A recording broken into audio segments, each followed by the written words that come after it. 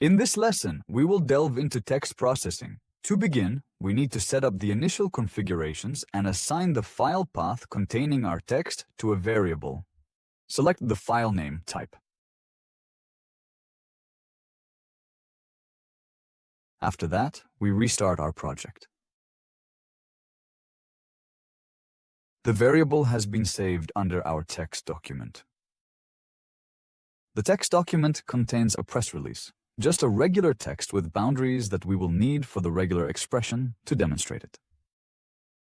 Next, we need to extract this text from the variable. Select Files, Get Text, specify the path that we stored in the variable, and place it into a new variable. Let's create it. Execute the action. We can see that everything has been saved in the variable, after which we create a new action. We enter the text, go to Properties, and select the action. There are quite a few actions to choose from here, but today we'll cover the most commonly used one, the one you'll encounter most often in your work, addressing regular expressions. So, what do we do with the variable containing our text? Let's copy it and create a regular expression to get rid of the delimiters. We go to the regular expression tester. We go to the regular expression tester. We paste our text here. We copy the starting boundary and the ending boundary. We run the test. Everything works correctly. We copy our regular expression and paste it into this field. Now we need to specify the variable where we will save the result. Let's give it an appropriate name. We run the action, and we see that as a result, the first line of text has been saved. It's the first one because here it's specified to save the first occurrence. We can also save all occurrences, but for that, we need to create a list. Let's create the corresponding text. We execute the action. Let's go in, List. And we can see that each line contains a new entry. When creating the list, we don't check any boxes anywhere because the list is not being filled with data from a file. In the same way, we can make a selective entry, specifically by using an index. Remember that indexing starts from 0. That is, the first line is at 0, the second is 1, the third is 2, and so on. So, for example, if I want to get the very first line right now, I will write index 0. I run the action, and as a result, I get the first line. In the same way, we can use a variable to specify this index. I'll create a variable called number, assign it the numeric value 2, and specify it here. Unfortunately, you can't use the right mouse button here, so we'll do it next to it. Let's specify the number variable, cut it with Ctrl+X, and paste it. Let's run the action. As we can see, everything works correctly. The last line with index 2 is not copied. That's correct. Let's go over the next action. Split. It's used to separate a string by a specific delimiter.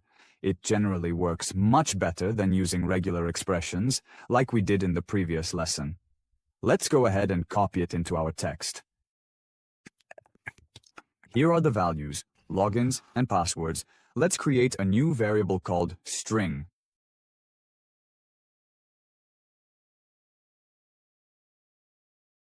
And we'll put our login and password values into it. And the delimiter here is a colon. We insert it here, and we need to specify the delimiter. Our delimiter is not a colon, but the semicolon. We'll see that right now. Yes, it's a semicolon. And next we specify the index of the entry and which variable it will be stored in. The first entry with index 0 will be stored in the variable login. Let's create it. The second entry will be stored in the variable password. When we run the action, we see that two variables have been created with the corresponding data. If we add something here, for example, let's say we have new data, for example, numerical data. And here we can add another variable, this time with index 2. Let's call it check. We'll create a new variable and name it check. Let's run the action. We can see that everything has been saved correctly.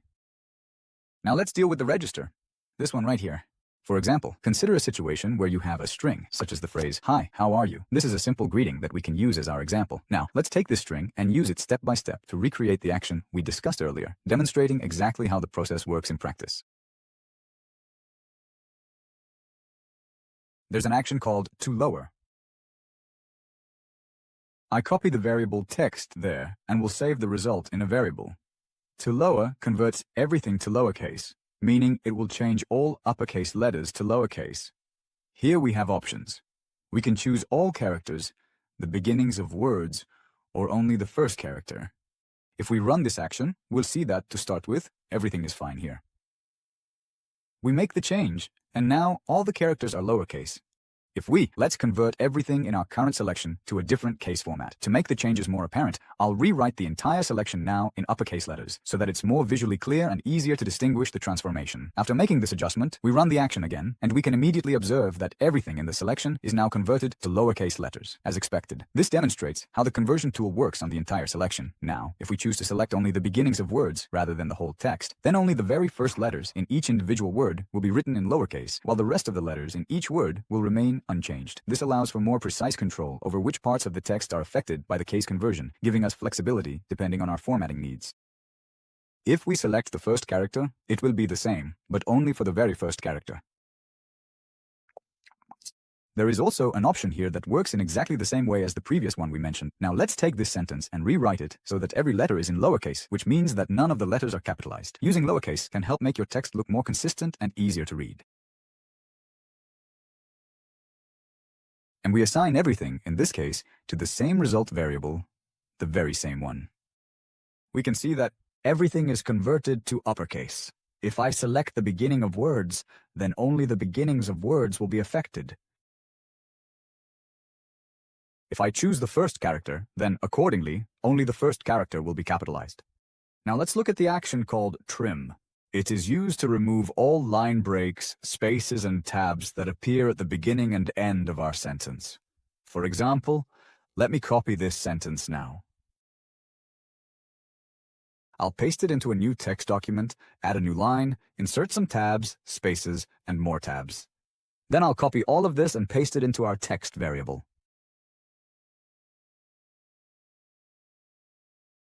We can see that the text itself was copied along with a lot of spaces. Next, if we leave everything as is, these characters at the beginning and end will be removed. So, look, when we carry out this action, the text is automatically copied in a straightforward manner without spaces, tabs, or line breaks. There's also an action called replace. The name speaks for itself. Let's copy this text again and paste it into our variable. And I would like to replace the word hi with the phrase good day instead, making sure to use good day wherever hi appears in the text. This way, here we choose what to copy, all occurrences or a specific one. We go to our variable and see that the word hi has been replaced with good day. We can also use regular expressions. If we check the corresponding box here, go to Regular Expression Test. Copy the regular expression we created earlier, paste it here, then all lines that match our regular expression will be replaced with good day. We'll see that for ourselves right now. Here, we leave it set to replace all occurrences, and here is the variable. We can see, because all of them actually matched our regular expression, as expected, expression. And now, the very last action that we'll be covering together today is saving your text, specifically saving it to a sheet. Let's leave everything as it is. We select our sheet, having cleared it beforehand. And here we can choose our delimiter. For example, the delimiter enter, meaning a new line. We launch our actions when switching to the list. We can see that the post, the line delimiter, creates a new line for us in the list. Let's clear the list again. And let's choose a delimiter, for example, a space. We run it and check. Now every space creates a new line for us in the list. These were the most basic functions for text processing.